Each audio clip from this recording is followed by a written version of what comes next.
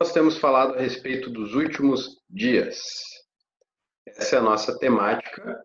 Eu falei para vocês que na teologia, quando a gente está falando do estudo da doutrina bíblica a respeito de um determinado assunto, a palavra que se utiliza é escatologia, que é o ensino a respeito das últimas coisas, ou o ensino a respeito do fim. E aí, na semana passada, nós falamos que para falar de fim, nós temos que pressupor que existe um começo, que existe um meio, tá? E aí a gente tem um fim. E a gente falou a respeito de 5 pontos, né? 5 lentes pelas quais nós devemos olhar para a história. Então, a visão cristã da história em 5 pontos. E nós vimos que Deus é o Senhor da história. Nós vimos que a história é o desenvolvimento dos propósitos de Deus. Nós vimos que Cristo é o centro da história. Toda a história, desde o início, aponta para Cristo e encontra o seu propósito no papel que Cristo desempenha. Nós falamos que também a era final já foi inaugurada. Então, quando Cristo morre, ressuscita, a Bíblia diz que ele é as primícias, ele é os primeiros frutos dessa nova era que já foi inaugurada. Tá? Então, Jesus Cristo já inaugurou os últimos dias. E nós já vivemos nesse período. E, por fim, nós falamos que o alvo da história é novos céus e nova terra e o lago de fogo, tá? Que é o destino definitivo ao final da história. Quando o tempo parar de ser contado, existem 2 destinos possíveis: novos céus e nova terra e o lago de fogo. Então, nós conversamos sobre isso. Algumas das coisas das quais nós falamos, nós veremos com mais detalhes no decorrer dessa nossa minissérie aí sobre as últimas coisas. Hoje eu gostaria de falar a respeito dessa temática aqui, o reino. Então, o reino de Deus. E vocês vão perceber o quanto isso aqui é importante, tá? Porque por todo o Antigo Testamento, nós vamos ver só um texto, tá? Mas por todo o Antigo Testamento, esperava-se um reino, esperava-se a concretização do reino de Israel. Aí todos tinham essas expectativas ali em Davi e depois na descendência de Davi. Aí nós veremos que esse reino que hoje nós temos, ele é tanto presente quanto ele será futuro. Então vamos lá. Uma frase que resume um pouquinho o que a gente vai ver aqui hoje. Essa daí. O rei que reina espiritualmente reinará também fisicamente. Tá? Então isso daqui resume um pouco daquilo que nós vamos ver hoje. O rei que já reina. Perdão, tem uma coisa errada nessa frase aqui, que feio. Tem que arrumar. Espera aí. O rei que já reina espiritualmente reinará também fisicamente. Aí tá certo. Eu compartilho com vocês, bonitinho, para não ficar feio, né? Pronto. Então, o rei que já reina espiritualmente reinará também fisicamente. Essa frase resume o que a gente vai ver aqui hoje. Então, o reino de Deus, quando a gente fala do reino de Deus, a gente está falando de um reino que tem 2 aspectos: o aspecto presente e o aspecto futuro. Tá? Então, por isso que a gente diz que ele já reina espiritualmente e ele reinará também fisicamente. Então, a gente está falando de um aspecto presente do reino de Deus e um aspecto futuro do reino de Deus. Certo? E o aspecto presente é esse: Jesus Cristo reina. Tá até interessante que nós cantamos isso agora. Ao único que é digno de receber a honra, a glória, a força, o poder, ao Rei eterno e imortal, invisível, mas real. Por aí vai. E aí nós cantamos no refrão: coroado estás, ó Rei Jesus. Alguns cantam adoramos, etc. Mas eu quis colocar essa versão justamente para que nós pudéssemos pensar a respeito disso. Jesus Cristo reina. Ele já recebeu o nome que está acima de todo nome. E eu gostaria de ler alguns versículos com vocês. O primeiro deles é 2 Samuel 7. Eu falei que nós leríamos um texto do Antigo Testamento. E é esse. 2 Samuel 7,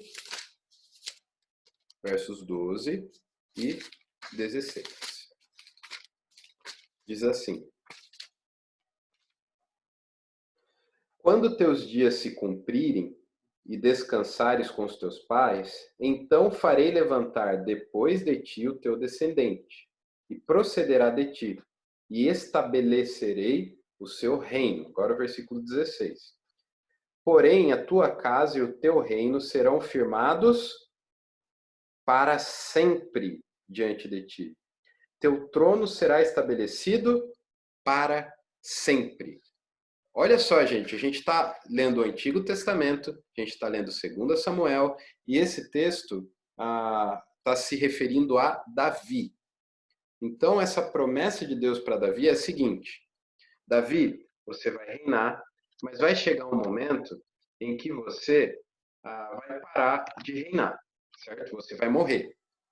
E aí, quando você morrer, eu vou estabelecer o seu descendente como rei. Agora, essa promessa de estabelecer um descendente como rei, pelo que o texto está dizendo aqui, vai chegar um momento em que esse descendente reinará para sempre. Será um reino eterno. Então, desde que essa promessa foi feita a Davi, o povo de Israel aguarda pelo cumprimento dela. O povo de Israel aguarda pelo rei que viria da descendência de Davi e que reinaria para sempre. Não seria um reino que teria um fim. Não seria um reino que poderia ser destruído. Tá? Não seria um reino que em algum momento a Babilônia, a Síria ou qualquer outra grande nação poderia vir e destruir esse reino. Por quê? Porque esse descendente reinaria para sempre. Ele seria rei para sempre. Então há essa expectativa em todo o Antigo Testamento de um reino que viria e seria estabelecido por um descendente de Davi. E aí, nós vemos o Novo Testamento. No Novo Testamento, nós temos João Batista, que foi o último dos profetas, como eram os profetas do Antigo Testamento. O último profeta antes de Cristo. Mateus 3, de 1 a 3, diz assim: Naqueles dias apareceu João Batista, pregando no deserto da Judéia, e dizia: Arrependei-vos, porque está próximo o reino dos céus. Porque este é o referido por intermédio do profeta Isaías. Vós que clama no deserto, preparai o caminho do Senhor, endireitai as suas veredas. Certo? Então, olha só que interessante. Há toda essa expectativa a respeito do rei. Há toda essa espera a respeito do rei que viria da descendência de Davi e que estabeleceria um reino eterno. E aí João Batista vem e diz o seguinte: arrependam-se, porque é próximo o reino. Tá? E aí ele vai puxar um texto de Isaías, tá? Que vai dizer, olha, esse texto de Isaías se refere a João Batista, aquele que prepararia o caminho do Senhor, tá? Aquele que anunciaria a chegada do Senhor, do Kyrios, do Senhor, do grande soberano. Tá? Então, João Batista está fazendo isso aqui. Tá? Ele está anunciando que o reino está próximo. Agora, vamos olhar um pouquinho mais adiante ainda em Mateus, capítulo 4, versículo 17. Então, João Batista disse que o reino está próximo. Agora, olha só, 4:17. Daí por diante, passou Jesus a pregar e a dizer: Arrependei-vos, porque está próximo o reino dos céus. Então, olha só, agora Jesus está dizendo: Arrependei-vos, porque está próximo o reino dos céus. E aí, capítulo 12, versos 27 e 28.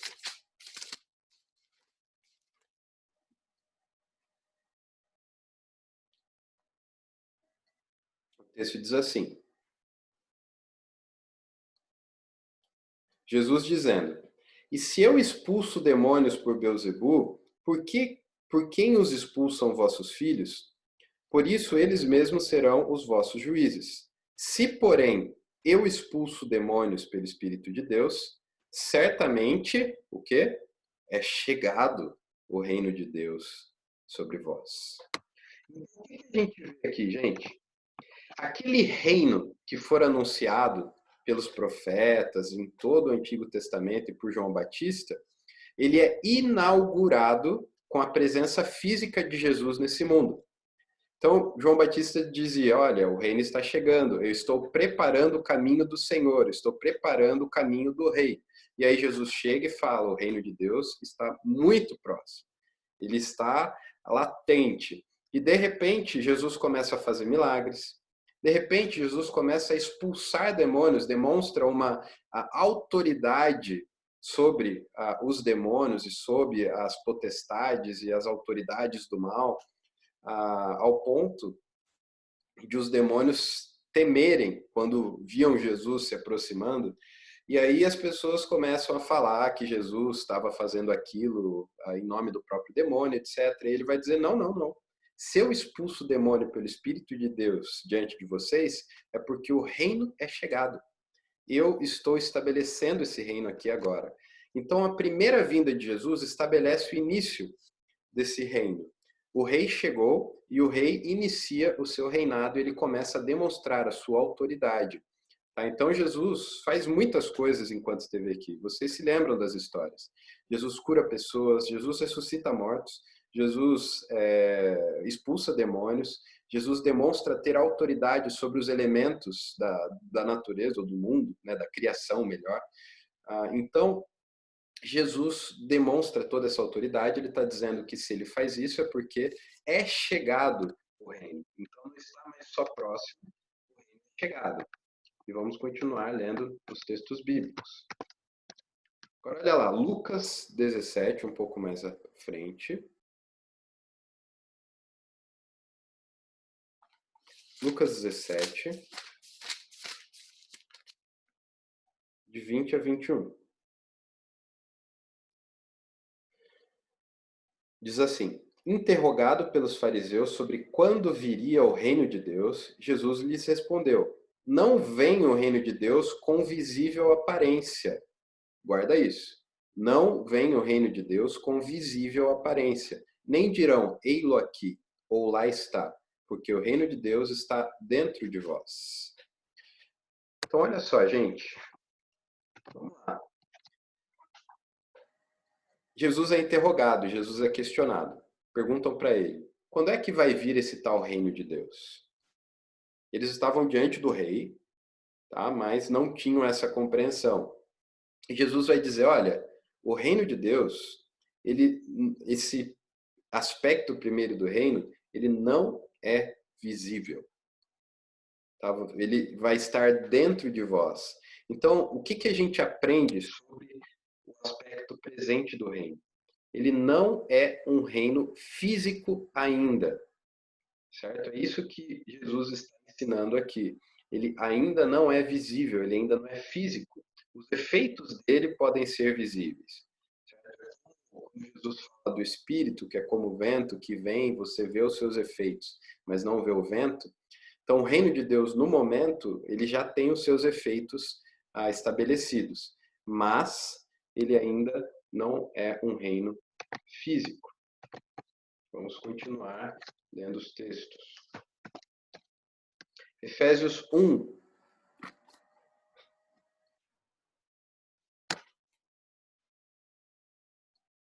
Deixa eu ver uma coisa aqui. Vai lá, Efésios 1, 20.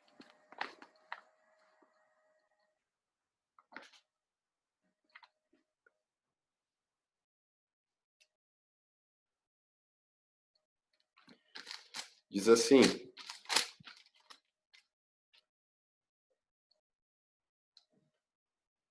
o qual exerceu ele em Cristo, ressuscitando-o dentre os mortos e fazendo-o sentar à sua direita nos lugares celestiais. Versículo 21.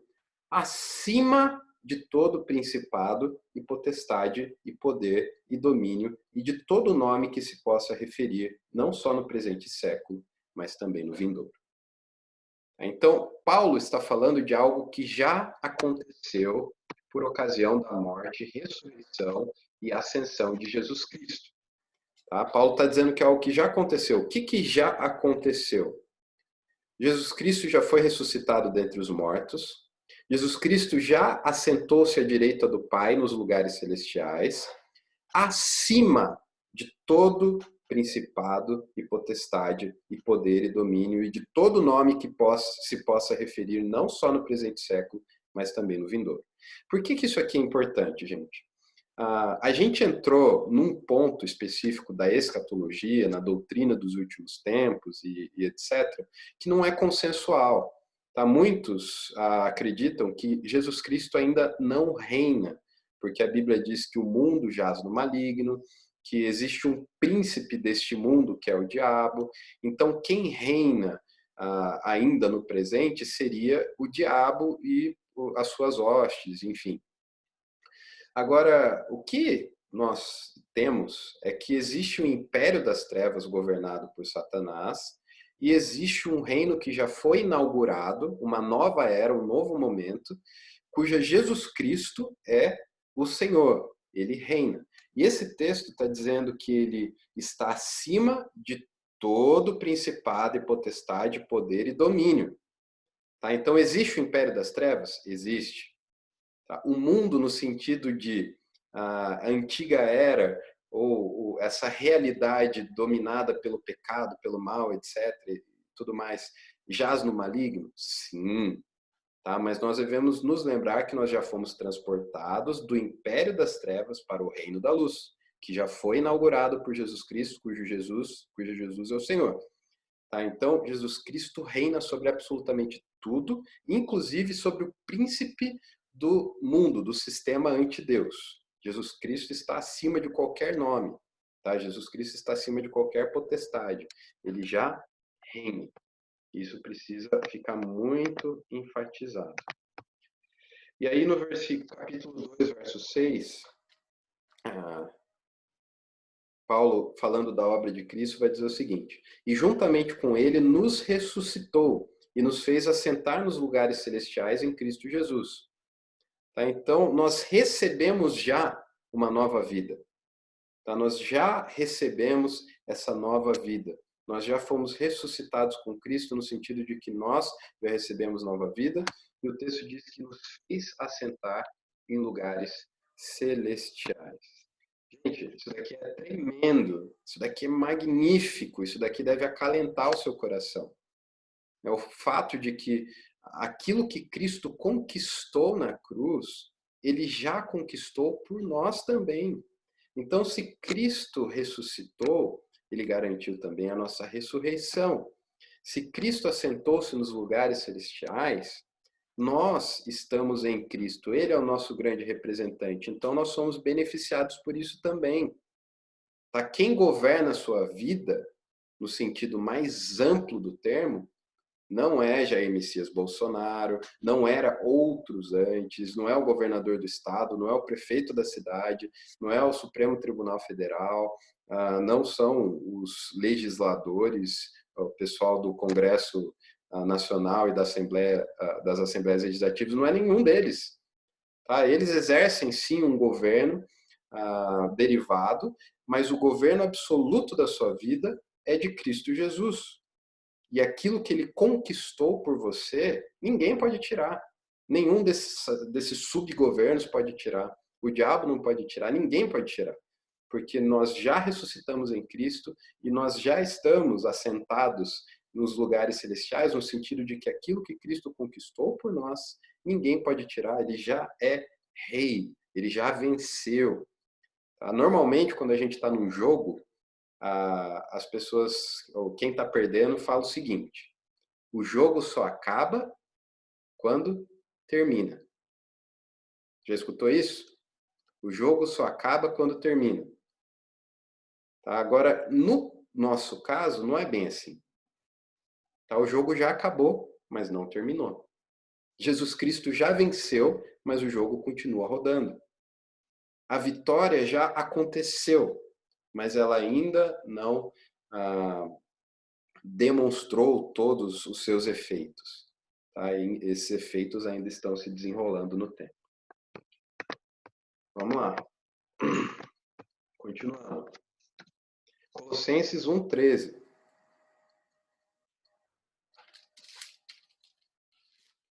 Filipenses, Colossenses 1,13.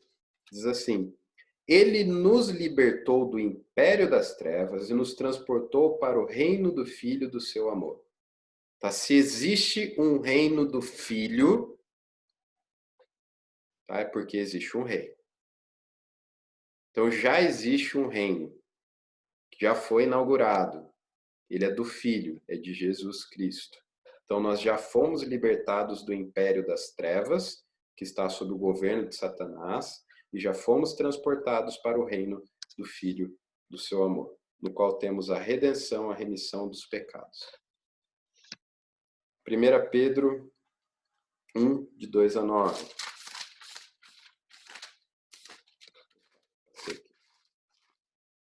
1 Pedro 1, 2, 9. Perdão, 1 Pedro 2, 9. Eu estou viajando aqui. Vós, porém, sois raça eleita, sacerdócio real, nação santa, povo de propriedade exclusiva de Deus, a fim de proclamardes as virtudes daquele que vos chamou das trevas para a sua maravilhosa luz. Agora, olha só que interessante. O texto diz que nós somos sacerdócio real. Tá? Nós somos sacerdotes do nosso rei. Nós somos aproximadores das pessoas com Deus. Se existe um sacerdote real, é porque existe um reino. Por fim, os últimos textos que nós vamos ler nessa parte, Apocalipse 1, 4.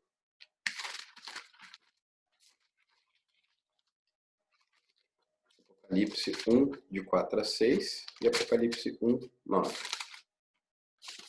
Diz assim: João, as 7 igrejas que se encontram na Ásia, graça e paz a vós outros, a parte daquele que é, que era e que há de vir, da parte dos 7 espíritos que se acham diante do seu trono.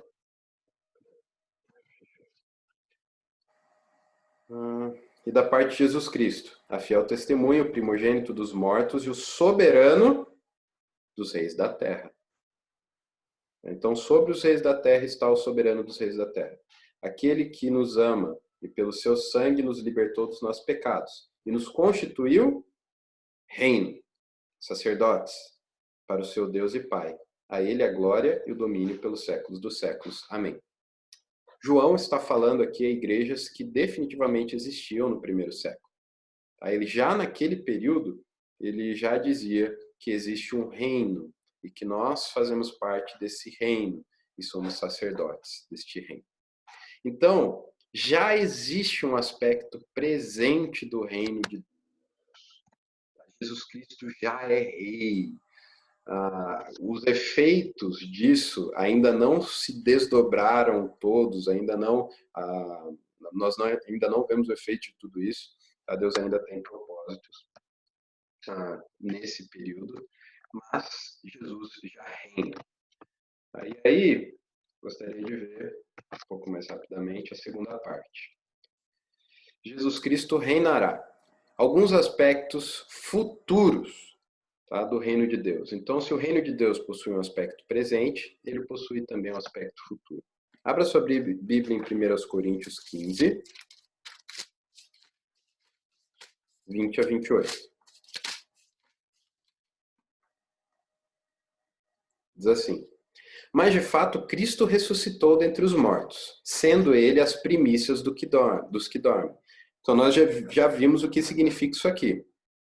Jesus é o primeiro dentre aqueles que morreram, que ressuscitou já com o corpo glorificado, a semelhança de como nós também teremos quando ele voltar. Então ele já inaugurou esse novo período. Visto que a morte veio por um homem, também por um homem veio a ressurreição dos mortos. Porque assim como em Adão todos morrem, assim também todos serão vivificados em Cristo.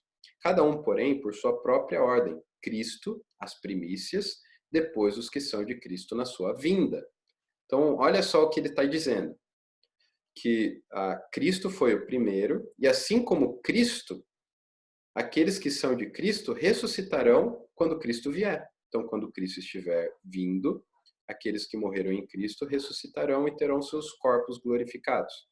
E então virá o fim, quando ele entregar o reino ao Deus e Pai, quando houver destruído todo o principado, bem como toda potestade e poder, porque convém que ele reine até que haja posto todos os inimigos debaixo dos seus pés. Então o texto está dizendo que já existe um reino, mas que esse reino ele vai alcançar um aspecto físico com a ressurreição dos mortos quando Cristo voltar. Então Jesus Cristo terá, naquele momento, já posto todos os inimigos debaixo dos pés. Qual que é o último inimigo? Versículo 26. O último inimigo a ser destruído é a morte. Porque todas as coisas sujeitou debaixo dos pés. E quando diz que todas as coisas lhe estão sujeitas, certamente exclui aquele que tudo lhe subordinou. Quando, porém, todas as coisas lhe estiverem sujeitas, então o próprio Filho também se sujeitará àquele que todas as coisas lhe sujeitou, para que Deus seja tudo em todos. Vou resumir para vocês. O que o texto está dizendo é que quando Cristo, o Rei do Reino, estiver colocado todos os inimigos debaixo dos seus pés, quando a morte for destruída pela ressurreição dos mortos, Jesus Cristo entregará o reino ao seu Pai. Como alguns falam, perdão pela gagueira aqui, mas alguns se referem ao relacionamento da Trindade como uma dança eterna em que todos doam e todos recebem. E assim como o Pai deu autoridade para o Filho, para que o Filho reine, o texto está dizendo que quando o Filho terminar de colocar todas as coisas em ordem, ele entregará o reino ao Pai. Então, um aqui amando o outro e demonstrando esse amor por meio do governo sobre esse reino. E aí, continuando. Um outro texto, Romanos 8, 18 a 23, Paulo vai dizer o seguinte. Então, Romanos capítulo 8, versos 18 a 23. Porque para mim tenho por certo que os sofrimentos do tempo presente não podem ser comparados com a glória a ser revelada em nós. A ardente expectativa da criação aguarda a revelação dos filhos de Deus, pois a criação está sujeita à vaidade, não voluntariamente, mas por causa daquele que a sujeitou, na esperança de que a própria criação será redimida do cativeiro do pecado, da corrupção, para a liberdade da glória dos filhos de Deus. Porque sabemos que toda a criação a um só tempo geme e suporta angústias até agora. Então, outro aspecto futuro do reino de Deus é que a redenção terá abrangido nessa segunda fase, nesse aspecto futuro do reino, toda a criação. Hoje, a redenção nos atinge, seres humanos. Nós somos redimidos por Cristo, nós somos perdoados, nós somos livres da condenação e seremos no futuro completamente livres da presença do pecado, que é outro aspecto futuro do reino. O pecado já não mais existirá, nem a presença dele em nós. Agora, uma outra coisa é que essa redenção alcançará toda a criação. Então, esse reino, esse aspecto futuro do reino é físico. Então, o reino que hoje é espiritual, invisível, será visível, físico. Toda a criação aguarda por redenção. Então, o rei, no futuro, virá e redimirá toda a criação, libertará toda a criação do cativeiro do pecado. E, por fim, o último texto, para a gente encerrar essa parte, está lá em Apocalipse, capítulo 21, versos 1 a 5. Então, Apocalipse 21, 1 a 5. Diz assim: Vi novo céu e nova terra, pois o primeiro céu e a primeira terra passaram, e o mar já não existe. Vi também a cidade santa, Nova Jerusalém, que descia do céu, da parte de Deus, ataviada como noiva, adornada para o seu esposo. Então ouvi grande voz vinda do trono, dizendo: Eis o tabernáculo de Deus com os homens. Deus habitará com eles, eles serão povos de Deus, e Deus mesmo estará com eles. E lhes enxugará dos olhos toda lágrima, e a morte já não existirá. Já não haverá luto, nem pranto, nem dor, porque as primeiras coisas passaram. Gente, eu queria ah, algum dia explicar todos os detalhes desse texto aqui, provavelmente presencialmente, porque aqui toda hora tem que ficar olhando nesse cronômetro que fica sumindo o tempo. Mas olha só para todos os aspectos que o texto demonstra a respeito do reino futuro. Ele lhes enxugará dos olhos toda lágrima, não haverá mais tristeza. A morte já não existirá, não haverá morte, não haverá luto, não haverá pranto, não haverá dor, porque as primeiras coisas passaram. E o texto inicia dizendo que vi novo céu e nova terra. Tá? Então existe o aspecto físico do reino. Então hoje, espiritualmente, somos consolados. No futuro, o nosso corpo todo será consolado. Não haverá mais morte para o nosso corpo, não haverá mais lágrimas escorrendo de tristeza do nosso corpo, tá? Porque nenhuma dessas coisas existirá mais. Tá? Então, esses são aspectos ou características do aspecto futuro do reino de Deus. Então, o rei que já reina espiritualmente, ele reinará também fisicamente. Nós conversamos hoje sobre o aspecto presente e futuro do reino de Deus. Eu vou encerrar essa reunião. Tá? Se você tiver alguma coisa pipocando aí na sua cabeça, já aguarda, porque a gente vai poder conversar na próxima fase. Então, vou encerrar essa reunião, vou abrir a próxima e a gente continua conversando.